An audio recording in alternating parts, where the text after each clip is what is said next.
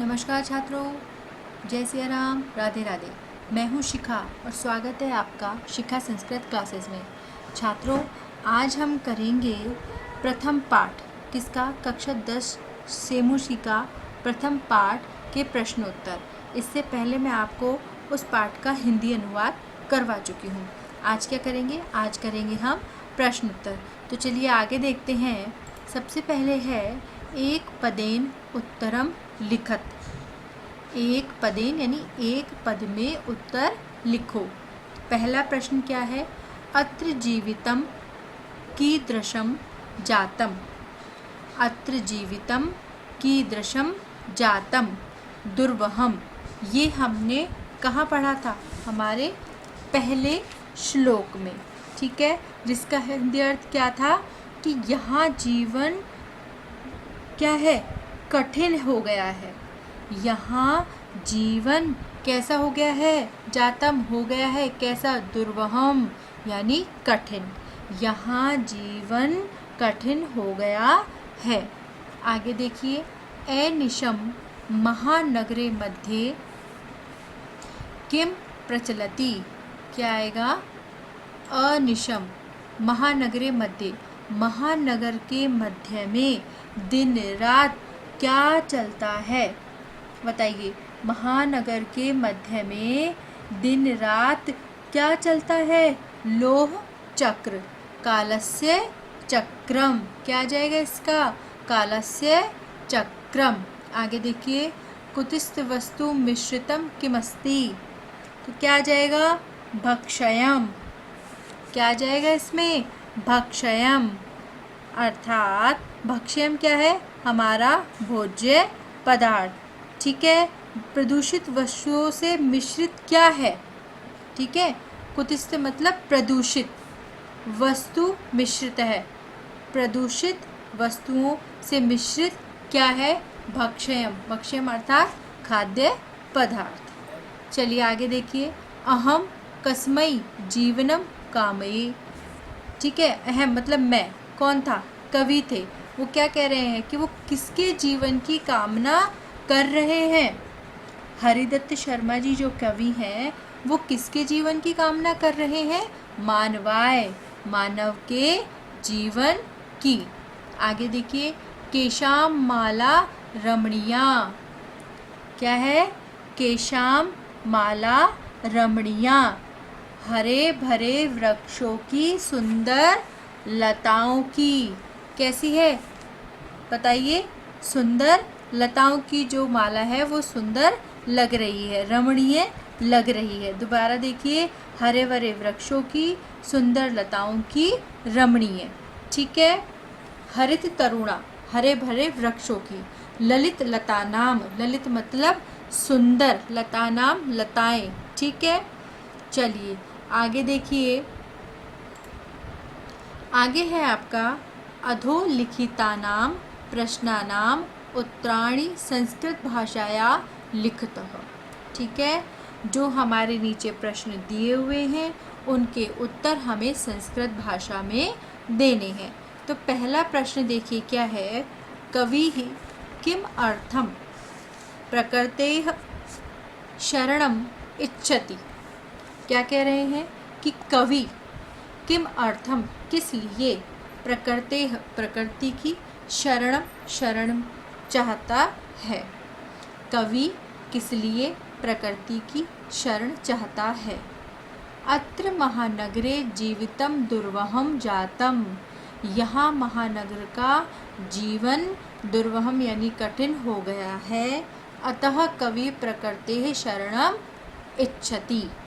चलिए आगे देखिए, कस्मात् कारणात् किसके कारण महानगरेषु महानगरों में संसरणम कठिनम वर्तते। क्या है ये? किस कारण से महानगरों में चलना कठिन हो गया है? महानगरेषु धूमम मुच्यति। महानगरों में क्या होता है? धुआं छोड़ती हुई। कोलाहलम च विचरति, और कोलाहल करती हुई। अनंत मतलब अनंत। याननाम यानी याना यानी गाड़ियाँ। पंक्तयः पंक्ति संति, अर्थात अनंत वाहनों की कतारें हैं, संति हैं। अस्मात् इस कारण से, तत्र संसरणम कठिनम वर्तते इस कारण से चलना कठिन हो गया है। आगे देखिए, अस्माकं पर्यावरणे किम किम दूषितम अस्ति। हमारे पर्यावरण में क्या क्या दूषित है। अस्माकं पर्यावरणे वायुमंडल जलम भक्षयम संपूर्णश्च धरातलम दूषितम अस्ति। हमारे पर्यावरण में वायुमंडल, जल, खाद्य पदार्थ यानी खाने योग्य जो वस्तुएं हैं वो, संपूर्ण धरातलम पृथ्वी दूषित है। आगे देखेंगे, कवि ही कुत्र संचरणम कर्तुम इच्छति। कवि कहाँ पर संचरण करने की इच्छा करते हैं, कहाँ संचरण करना चाहते हैं, कहाँ चलना चाहते हैं कवि। स्वस्थ कवि ग्रामांते एकांते कांतरे संचरणम कर्तुम इच्छति। कवि क्या चाहते हैं, कवि ग्रामांते यानी गांव के बाहर, एकांते यानी एकांत में, वन में, कांतरे यानी वन में, संचरणम कर्तुम इच्छामि संचरण यानी चलना चाहते हैं। आगे देखिए, स्वस्थ जीवनाय कीदृशे वातावरणे भ्रमणीयम। स्वस्थ जीवनाय, ठीक है, शुद्ध वातावरणे भ्रमणीयम क्या आ जाएगा, इसका हिंदी अर्थ क्या हो जाएगा कि स्वस्थ जीवन के लिए कीदृशे यानी किस प्रकार के, वातावरण यानी वातावरण में, भ्रमणीयम यानी भ्रमण करना चाहिए। स्वस्थ जीवन है, स्वस्थ जीवन के लिए शुद्ध वातावरण में भ्रमण करना चाहिए। आगे देखिए, अंतिमे पद्यांशे कवेः का कामना अस्ति। अंतिम पद्यांश में कवि की क्या कामना है। अंतिम पद्यांशे कविः मानवाय जीवनस्य कामनाम करोति। मानव के जीवन की कामना की है। ठीक है, यहाँ तक आगे आपको समझ में। अब आगे चलते हैं। आगे देखिए, संधि विच्छेदम कुरुत। ठीक है, संधि विच्छेद हमें इसमें करना है। अब यहाँ पे है प्रकृति रेव। क्या है, प्रकृति रेव। तो इसका संधि विच्छेद करके क्या बना, हाँ, प्रकृति ही एव। क्या बना, प्रकृति ही एव। चलिए आगे देखते हैं इसमें। आगे देखिए, स्यान्यव, इसका हम क्या करेंगे, संधि विच्छेद। और संधि विच्छेद करके क्या बना, स्यात् प्लस न प्लस एव। अब आगे देखिए, आगे है हन्यन्ता। ठीक है, हन्यन्ता, तो क्या बना, ही प्लस अनंतः। अब देखिए क्या दिया हुआ है, बही, विच्छेद दिया हुआ है, हमें उसकी संधि बनानी है। बही अंतः जगति। क्या बना, बही अंतः जगति। तो बहिर्त्र जगति। अस्मात् नगरात्, अस्मानग्रात्, समचरणम संचरणम, धूमम मुच्यति, धूमम मुच्यति, धुआं छोड़ता हुआ। चलिए आगे करते हैं। अधोलिखितानाम अव्ययानाम सहायता रिक्तस्थानी पूर्यत। ठीक है, नीचे जो अवयव लिखे हुए हैं उनकी सहायता से हमें रिक्त स्थानों की पूर्ति करनी है। इदानीम वायुमंडलम भ्रशम प्रदूषितम अस्ति। इदानीम वायुमंडलम, भ्रशम मतलब क्या होता है बताइए। भ्रशम मतलब होता है अधिका अधिक। ठीक है, अधिका अधिक। अत्र जीवनम दुर्वहम अस्ति। अत्र यहाँ जीवन कठिन है। प्राकृतिक वातावरणे क्षणम संचरणम अपि लाभदायकम अस्ति। अपि का मतलब क्या हो गया, भी। अपि का मतलब क्या हो गया, भी। पर्यावरणस्य संरक्षणम एव प्रकृतेः आराधना। एव मतलब ही, एव मतलब ही। सदा समयस्य सदुपयोगः करणीयः। सदा मतलब हमेशा समय का सदुपयोग करना चाहिए। भूकंपित समय, भूकंप के समय। बहिः मतलब बाहर। गमनमेव उचितं भवति, बाहर जाना ही उचित होता है।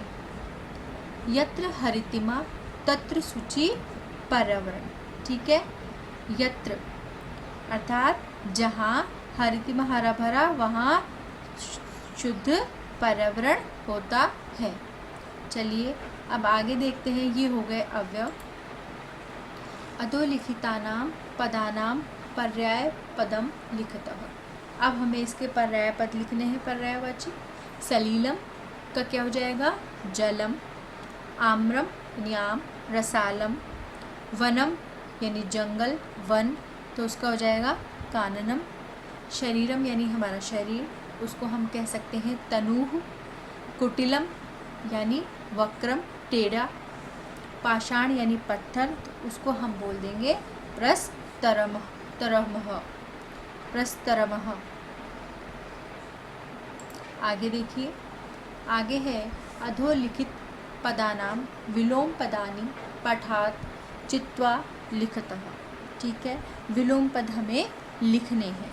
सुकरम दुर्वहम, दूषितम भूषितम, गृह्णन्ति वितरन्ति, निर्मलम समलम, दानवाय मानवाय, और लास्ट में है शांतः अनंतः। ये हमारे क्या हुए? विलोम शब्द। चलिए अब आगे देखते हैं। आगे है उदाहरण मनुस्मृत्य पाठात् चित्वा च समस्त पदानि समासनाम च लिखत। अब हमें क्या करना है? इसमें हमें उसका समस्त पद लिखना है और हमें समास का नाम लिखना है। ठीक है, मलेन सहितम, तो इसमें क्या आया? सहित की प्रधानता दी हुई है। किसकी प्रधानता दी हुई है? सहित की प्रधानता दी हुई है। समलम इसका समस्त पद है और समास इसमें क्या हो जाएगा? अव्ययी भाव समास हो जाएगा। किसकी प्रधानता है इसमें? सहित की प्रधानता है। अब आगे देखिए, हरितः च ये तरवः यानी हरे भरे, हरितः यानी हरे भरे वृक्ष वाला, तो क्या हुआ ये? हरित तरुणाम, तो कौन सा आ गया? कर्मधारय। अब कर्मधारय समास में क्या होता है कि इस समास में एक पद विशेष्य होता है तथा दूसरा जो पद होता है वो पहले पद का विशेषण होता है। वृक्ष कैसे? हरे भरे। वृक्ष कैसे? हरे भरे। तो क्या आ जाएगा? हरित तरुणाम, ये इसका समस्त पद बना और कर्मधारय इसमें समास हुआ। आगे देखिए, ललिताः च याः लताः। ठीक है, लताएं कैसी है? लताएं कैसी है? ललितः मतलब सुंदर, तो कौन सा हुआ? कर्मधारय। और उसमें मैंने आपको क्या बताया? एक पद विशेष्य और दूसरा पद जो है वो पहले पद का विशेषण होता है। तो लताएं कैसी हैं? सुंदर, तो कौन सा समास हो गया? कर्मधारय। नवा मालिका, क्या आ गया इसमें? नवा मालिका अर्थात आम्र मंजरी। ठीक है, आम के पेड़ में नई नई मंजरी निकल रही है, तो कौन सा हुआ? कर्मधारय। धृत सुख संदेशः येन, धृत सुख संदेशम, तो क्या आ गया इसमें? बहुब्रीहि समास। कौन सा आया? बहुब्रीहि समास। जिस समास में पूर्व तथा उत्तर पदों की प्रधानता न होकर किसी अन्य पद की प्रधानता होती है उसे हम क्या कहेंगे? बहुब्रीहि समास। अर्थात इसका क्या हो जाएगा कि सुख का संदेश देने वाला। ठीक है, धृत सुख संदेशः येन। चलिए अब आगे देखिए, कजलम इव मलिनम। ठीक है, काजल के समान मलिन, क्या आया? काजल के समान मलिन, क्या आ गया? कर्मधारय समास। दुरांदन्तैः दशनैः, क्या? दुरांदंतैः दशनैः, क्या आ जाएगा, भयानक से दांतों से युक्त। ठीक है, तो क्या कौन सा समास आ जाएगा इसमें, कर्मधारय समास।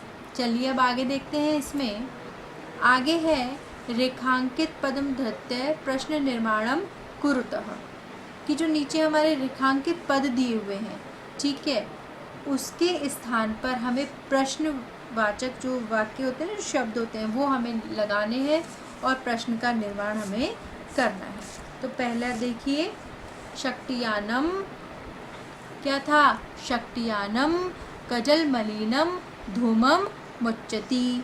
ठीक है, तो इसमें क्या आ जाएगा, कि दृश्यम, क्या आ जाएगा, कि दृश्यम।